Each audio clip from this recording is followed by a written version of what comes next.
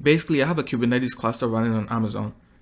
I also configured the correct AWS credentials with the access key and secret key to connect to the cluster. But for some reason, I keep getting this error. Could not connect to the server.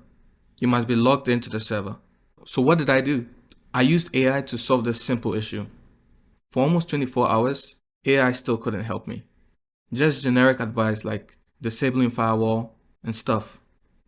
And then I took my time to actually read through documentation and found this. Basically, my problem was simple.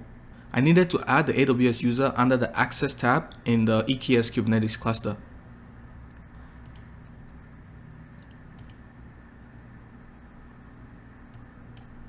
Right here. And after that, I'm able to actually hit the cluster. Thanks for watching. If you found this tutorial helpful, give it a thumbs up and don't forget to subscribe for more content like this. Stay tuned for the latest tech tutorials and updates.